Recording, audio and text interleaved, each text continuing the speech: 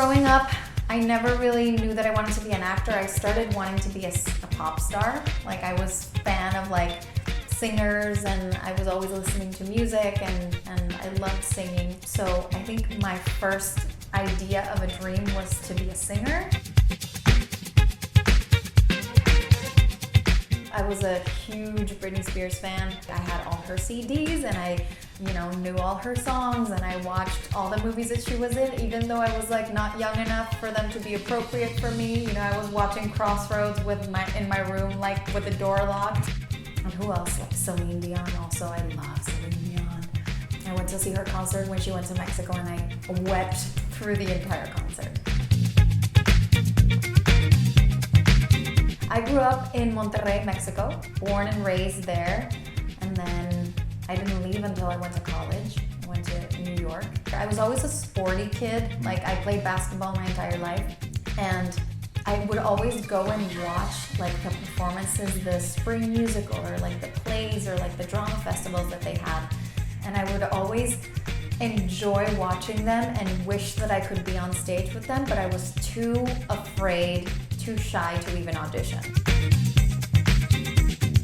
Not a lot of people from my hometown are actors. You don't hear about that. It's not like, I remember when I first told my mom that I wanted to go to school for acting, she kind of thought I was joking. After I went to college and I got cast in a reality show, like a singing reality show in Mexico, I thought that was a big break as well, because it was like TV and it was more exposure, and it led to other opportunities in Mexico City that then I started working in soap operas and doing theater there. Working with Lin-Manuel Miranda, which is crazy that I can even say that I did that, is super inspiring, because he works so hard and he always makes you want to work as hard as he does. And it's very inspiring, and it makes you want to do that. It makes you want to work harder. It makes you want to create your own opportunities, which is what he did within the Heights, because he was like, no one's going to give me roles on Broadway, I'm going to make my own. And he did.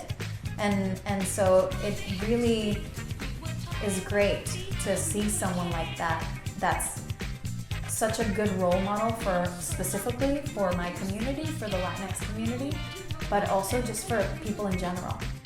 And it has such a positive message of community and celebrating who we are and where we come from. The toughest, oh my God, the toughest part of the dance training, everything was tough. Every day was tough. It was like climbing Everest for me, because I'm very competitive and I'm a perfectionist, and I like to do my job well. Depending on my mood, anything can get me dancing. Like, I can dance to elevator music if I'm in the mood. I can dance to like someone humming if I'm happy. But what really gets me dancing, I think, is like Latin music, the kind of music that like we play at Mexican weddings, and like Mexicans will understand when they listen to this, but it's like the classics and like big band music, like lots of trumpets and like stuff like that, or reggaeton. Like, reggaeton is just like, it does something to your body that like automatically you're like, if you're like sitting having dinner and reggaeton comes on, everyone's off the tables and like on the dance floor.